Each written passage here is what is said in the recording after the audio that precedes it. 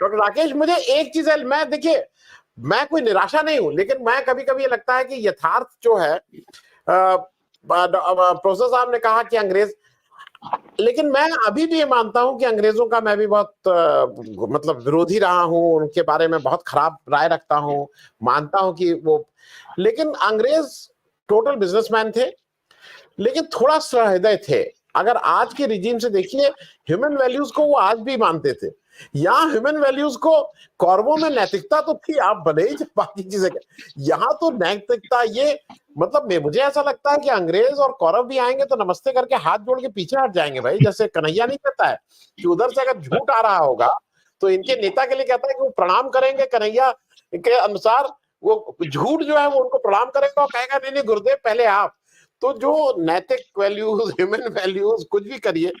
मैं डॉक्टर राकेश इसलिए इस बात को कह रहा हूं कि एक ये जो डिबेट है कि वो कांग्रेस को पीछे ढकेलने के लिए आम आदमी पार्टी को आगे कर रहे हैं, मैं थोड़ा इसको दूर की कौड़ी एक मानता हूं। और मैं, मेरे हिसाब से ये किसी भी तरह से आम आदमी पार्टी को खत्म करना, और मैं उसका कारण भी बता दूं।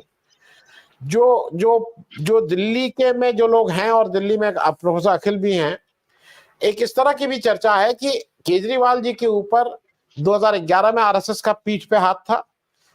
अभी भी उनके बारे में थोड़ी सहृदयता है आरएसएस की, कि मतलब अपना ही है, अपने ही यूनिवर्सिटी का निकला हुआ है। जैसे काशी हिंदू विश्वविद्यालय से प्रोफेसर अखिल हैं, तो ये भी उसके एक्रेडिट कहीं दूर के अपने केजरीवाल साहब भी उस तरह की बातें करते हैं।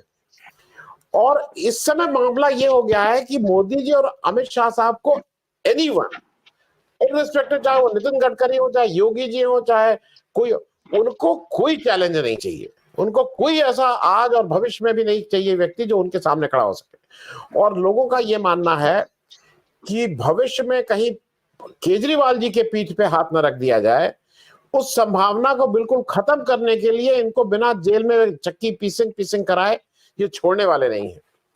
डॉक्टर राकेश, आप मान लीजिए ये ठीक है, नहीं होगा, जनता रिवोल्ट करेगी, जनता सब कुछ करेगी, लेकिन ये 1700 करोड़ की डिमांड, ये पूरी पूरी पार्टी का अटेंशन कहीं और डाइवर्ट हो जाता है। आप ये मतलब it is something which is reality.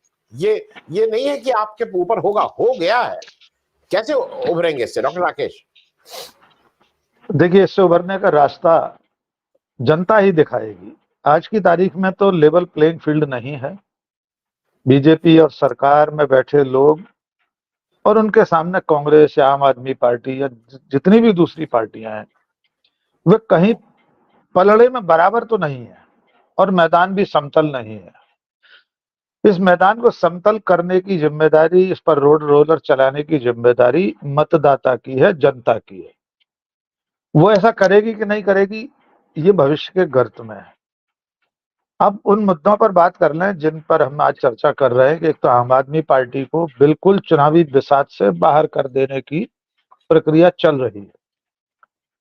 मुझे नहीं लगता कि भारत के इतिहास में इससे पहले इस तरह से किसी पार्टी को चुनाव मैदान से बाहर करने की कोई कोशिश की होगी। श्रीमती इंदिरा गांधी ने भी 1977 में आपातकाल के बाद जब चुनाव करवाया, तो वे चाहती तो उस वक्त किसी भी पार्टी के खाते को बंद करा सकती थी। आपातकाल में तो उस वक्त निरंकुश निर्द्वंद सत्ता उनके पास में थी। वे हो सकता है चुनाव भी ना कराती एक आध साल और। इसके बावजूद न तो किसी पार्टी के खाते सीज किए गए तब, न किसी पार्टी की मान्यता खत्म की गई, जहां तक मुझे याद है। भारत में आजादी से पहले के इतिहास पर अगर हम नजर डालें तो सिर्फ एक अवसर ऐसा आया जब अंग्रेजों ने भारतीय राष्ट्रीय कांग्रेस पर प्रतिबंध लगाया। 8-9 अगस्त को 1942 को में जब भारत छोड़ो आंदोलन का आह्वान हुआ, उसके बाद अंग्रेजों ने कांग्रेस की राजनीतिक गतिविधियों पर प्रतिबंध लगा दिया। और उस मौके का फायदा उठाने का काम भी किसने किया, आनंद जी? तत्कालीन हिंदू महासभा के अध्यक्ष विनायक दामोदर सावरकर आपके कानपुर में अपनी पार्टी के राष्ट्रीय अधिवेशन में कार्यकर्ताओं से कह रहे थे कि ये सुनहरा मौका हाथ आया है, कांग्रेस पर बैन लग गया है, मैदान खाली है, आओ इस मैदान को भरो और अंग्रेजों की सेवा करने के लिए आगे आओ। सावरकर कांग्रेस पर प्रतिबंध लगने के मौके को अंग्रेजों के खिलाफ लड़ाई के रूप में इस्तेमाल नहीं कर रहे थे, बल्कि अंग्रेजों का साथ देने के लिए स्वर्णिम अवसर मान रहे थे। लगभग वैसा ही अब हो रहा है कि एक पार्टी का मुख्यमंत्री जेल में है, जो पद पर है अभी भी, एक भूतपूर्व मुख्यमंत्री जेल में है। देश की सबसे पुरानी पार्टी के खातों पर पहले ही से ताला लगा था, अब 1836 करोड़ या 1823 करोड़ का नोटिस दे दिया गया है। मैं अब जनता से मुखातिब हूं आनंद जी। मेरे को न राहुल गांधी से कोई लेना देना, न नरेंद्र मोदी से। मेरी बातचीत जनता के साथ है और मैं जनता से ये पूछना चाहता हूं कि उसके जेहन में कभी ये सवाल नहीं आता कि इस देश के इतिहास में इससे पहले किसी भी राजनीतिक दल ने आयकर नहीं अदा किया, इनकम टैक्स अदा नहीं किया। क्या भारतीय जनता पार्टी ने कभी इनकम टैक्स दिया? भारत के जो आयकर कानून है उसमें राजनीतिक दलों को इनकम टैक्स से छूट मिली हुई है। तो अकेली कांग्रेस पार्टी ने ऐसा कौन सा पाप कर दिया है कि जिसके ऊपर पहले सैकड़ों करोड़ का पहले जुर्माना लगा दिया, 200 करोड़ का, 115 या 125 करोड़ उसके खाते में से निकाल लिए और अब 1800 करोड़ का जुर्माना लगा दिया गया। यानी भारतीय जनता पार्टी एक दलीय चुनाव चाहती है इस वक्त, वरना चुनाव के मौके पर इतने सारे अंकुश लगाने की कोशिश और क्यों हो रही हो? जैसे व्लादिमीर पुतिन ने 88 या 90% वोट पा ली और जो वोट उसे नहीं मिले वे अपात्र वोट माने गए, डिस्क्वालीफाई हो गए, वे गिने भी नहीं गए। ऐसा भी नहीं कह सकते आप कि 12% वोट किसी और को मिले थे। वो पूरे वोट पुतिन को ही मिले थे, जो बाकी के वोट थे उन्हें गिना नहीं गया, उन्हें अमान्य कर दिया गया। यहां तो स्थिति ये बन रही है कि बाकी पार्टियां चुनाव मैदान में खड़ी ही न रह सकें, चुनाव लड़ न सकें। तो अंतिम उपाय इसका जो है वो मैं ये नहीं मानता हूं कि कांग्रेस इससे लड़ सकती है, समाजवादी पार्टी लड़ सकती है, राष्ट्रीय जनता दल लड़ सकती है, कोई नहीं लड़ सकता। इस निरंकुश ताकत से सिर्फ जनता लड़ सकती है और जनता को इसलिए भी लड़ना चाहिए कि अब पूरी दुनिया की नजर है। अभी तक तो जर्मनी और अमेरिका ने केजरीवाल की गिरफ्तारी और कांग्रेस के खातों को फ्रीज करने पर कुछ कहा था। अब तो दुनिया का सबसे बड़ा मंच संयुक्त राष्ट्र संघ हस्तक्षेप कर रहा है। संयुक्त राष्ट्र संघ के महासचिव के प्रवक्ता ने बाकायदा कहा है कि हमें उम्मीद है कि जैसे दुनिया भर में चुनाव साफ सुथरे और निष्पक्ष तरीके से होते हैं, ऐसे ही भारत में लोगों को आजादी के साथ अपना मत व्यक्त करने का अवसर मिलेगा। यानी अब यूनाइटेड नेशंस हमारे आंतरिक मामले में हस्तक्षेप कर रहा है। अब विदेश मंत्रालय किसको समन करेगा, किसको बुलाएगा? जैसे अभी जर्मनी और अमेरिका के प्रतिनिधियों को बुला लिया था विदेश मंत्रालय में। ये सारी चीजें इस बात का द्योतक हैं कि सत्ता में बैठे लोग डरे हुए हैं चुनाव को लेकर, हताश हैं। उनको समझ में आ रहा है कि चुनाव बहुत उनके पक्ष में जाने वाला नहीं दिखाई दे रहा, इसलिए वे सारी नैतिकता त्याग कर कुछ भी कर गुजरने पर उतारू हैं और इसका जवाब सिर्फ जनता दे सकती है, कोई पार्टी नहीं दे सकती। आनंद जी जी मैं डॉक्टर राकेश ये एक महत्वपूर्ण बात उठाई है प्रोफेसर अखिल ने, लेकिन मुझे ऐसा लग रहा है कि ये जरूर जो जो प्रोफेसर अखिल कह रहा है उसमें कुछ उस बात में बिल्कुल तथ्य है, लेकिन कांग्रेस और आम आदमी पार्टी के लेवल पे वो परफेक्ट वो है, एक दूसरे को कॉम्प्लीमेंट कर रहे हैं। क्योंकि जो जो इस इंसिडेंट से पहले, गिरफ्तारी से पहले, कांग्रेस के अरविंदर सिंह लवली और संदीप दीक्षित सबसे बड़े क्रिटिक थे आम आदमी पार्टी के दिल्ली में, और उसके कारण भी थे, मैं उसमें नहीं जा रहा हूं। लेकिन जब गिरफ्तारी की बात होती है तो उनके घर सबसे पहले पहुंचने वालों में ये दोनों कांग्रेस नेता थे। दूसरे दिन आम आदमी पार्टी की प्रेस कॉन्फ्रेंस में अरविंद सिंह लवली वहां जाके बैठे हैं साथ, और मुझे ऐसा लगता है कि पार्टी लेवल पे ये झगड़ा नहीं है। ये देखिए ऐसा है प्रोफेसर साहब, ये हमारे बड़े बुजुर्गों सबने कहा है कि भाई कभी भी किसी से खराब बात मत बोलो, किसी को गलत मत बोलो, क्योंकि वो घूम के आता है। तो आज जो आपकी बात बिल्कुल सही है, लेकिन जो अरविंद केजरीवाल साहब ने भी बहुत तीखी बातें कभी कभी कही थी जिसकी कोई आवश्यकता नहीं थी। राहुल गांधी के साथ ये एडवांटेज है, राहुल गांधी का या सोनिया गांधी का आप कोई भी ऐसी चीज नहीं निकाल सकते जहां पे उन्होंने किसी का अपमान किया हो या किसी के लिए कोई ऐसे हल्के, तो वो मुझे लगता है कि है, पार्टीज में भी है।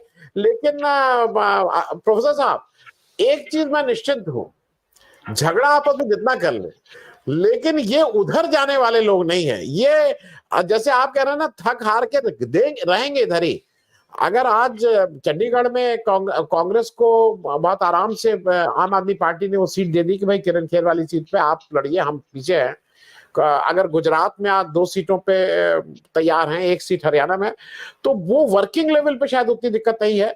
अब देखने वाली बात यह है कि अरविंद केजरीवाल जी के जेल जाने से डॉक्टर राकेश पाठक, मैं आपसे पूछ रहा हूं, का सारा फायदा केवल आम आदमी को पार्टी को मिलेगा? मैं फायदा पूछ रहा हूं, नुकसान जो मिलेगा वो तो आम आदमी कि उसका इंडिया गठबंधन पे भी कुछ प्रभाव पड़ रहा है। आप मध्य प्रदेश में बैठे हैं, वहां पे कुछ असर पड़ेगा वोट का? या मैं यूपी में बैठा हूं, यहाँ कोई उनका कैंडिडेट नहीं है, लेकिन मुझे ऐसा लगता है कि कुछ भले ही 2 वोट का पड़े, लेकिन एक आदमी को लग रहा है भाई ये कुछ ज्यादा हो रहा है, ये क्या कर रहा है? डॉक्टर राकेश जी आनंद जी, पहली बात मैं माफी चाह रहा हूँ, इधर लाइट नहीं है, मैं अंधेरे में बैठा हूँ। तो सबसे पहली बात तो ये है कि आपने जो बयानबाजी की बात कही, निश्चित तौर पर अरविंद केजरीवाल एंड कंपनी ने अन्ना आंदोलन के समय कांग्रेस के नेताओं को लेकर, गांधी परिवार को लेकर, श्रीमती शीला दीक्षित को लेकर जिस तरह की बातें कही थी, उन्हें अगर संदीप दीक्षित ने भुला दिया है तो ये बहुत बड़ी बात है। और इसी सदाशयता की इस वक्त जरूरत है कि बीती ताए बिसार दे, आगे की सुध ले। अगर लोकतंत्र बचाना है और खुद को बचाना है, लोकतंत्र तो बात की चीज है सर, पहले तो इन क्षेत्रीय दलों को खुद को बचाना है। इनका अस्तित्व ही खत्म हो जाएगा अगर इस चुनाव में ये लोग बिखरे बिखरे रहे और अलग अलग लड़ते रहे। तो आने वाले समय में जब विधानसभाओं के चुनाव होंगे तो इनकी क्या हैसियत रह जाएगी, ये सोचने वाली बात है। अब जहां तक सवाल ये है कि अरविंद केजरीवाल की गिरफ्तारी का फायदा अकेले आम आदमी पार्टी को हो रहा है या इंडिया नाम के गठबंधन के बाकी घटक दलों को भी होगा, मैं अगर इसको राष्ट्रीय परिप्रेक्ष्य में समझूं तो मुझे ऐसा लग रहा है आम जनता को भी समझ में तो आ रहा है कि ये अति हो रही है कि आप सरकारी गवाह उस आदमी को बना दो जिससे 55 करोड़ रुपए चंदा ले लो और उसके बयान पर एक मुख्यमंत्री को, सिटिंग सीएम को जेल भेज दो। ये चीजें अब लोग समझ रहे हैं। मैं ट्विटर से जहां से ये जानकारी मैंने आपको साझा की कि सीपीआई को नोटिस दिया गया है 11 करोड़ का, इनकम टैक्स का, लोग उसमें यही लिख रहे हैं कि अब तो बीजेपी और मोदी के समर्थक भी इस निर्लज्जता को समझ पा रहे होंगे कि आखिर सीपीआई जैसी पार्टी को नोटिस दिया जा रहा है तो क्या बीजेपी का पूरा खाता इतना साफ सुथरा है? लोग तो लिख रहे हैं 4,600 करोड़ का नोटिस मिलना चाहिए बीजेपी को अगर ऐसा ही हिसाब लगेगा तो। आपने मध्य प्रदेश के संदर्भ में पूछा है, देखिए मध्य प्रदेश में 2 ही सीधे बड़े दल हैं, बीजेपी और कांग्रेस। आम आदमी पार्टी जो राजमाइश करके देख चुकी 2023 के विधानसभा चुनाव में, इसलिए लोकसभा में उन्होंने न तो कोई प्रत्याशी उतारा है, न यहाँ ऐसी कोई कोशिश होने जा रही है। उनका काडर भी कांग्रेस या इंडिया गठबंधन के लोगों के साथ लगा है चुनाव में, जहां जहां प्रत्याशी या जहां आम आदमी पार्टी का ठीक ठाक सा संगठन है। इसका असर, अरविंद केजरीवाल की गिरफ्तारी का असर पूरे देश में होगा, कम ज्यादा हो सकता है, लेकिन आम लोग इस बात को समझ रहे हैं कि अब नरेंद्र मोदी या बीजेपी अति कर रहे हैं। चुनाव के मौके पर अगर आप कांग्रेस पार्टी के खाते को सीज कर देते हैं, सैकड़ों करोड़ का नोटिस देते हैं, एक मुख्यमंत्री को जेल भेज देते हैं, दूसरा मुख्यमंत्री पहले से जेल में, इससे ये लग रहा है कि बीजेपी, मोदी शाह हताश हैं। जो सर ने अभी कहा था, मैं आपकी बात से सहमत हूं सर की, कि उनके पास इंटेलिजेंस एजेंसियां हैं, उनके पास सारे सूचना के माध्यम है, उन्हें ये खबर मिल रही होगी कि जनता के बीच में वैसा नहीं है जैसा हम दावा कर रहे हैं 400 पार का। जनता के बीच में असंतोष है, इसीलिए ये बेचैनी, ये बौखलाहट, ये हताशा दिखाई दे रही है कि कुछ भी करके सत्ता में आना है, फिर से सत्ता में बचे रहना है। क्योंकि अगर इस बार सत्ता में नहीं आए और कानून ने अपना काम ठीक ठीक तरीके से किया तो आने वाले दिन बहुत सारे लोगों के लिए बहुत कठिन हो सकते हैं।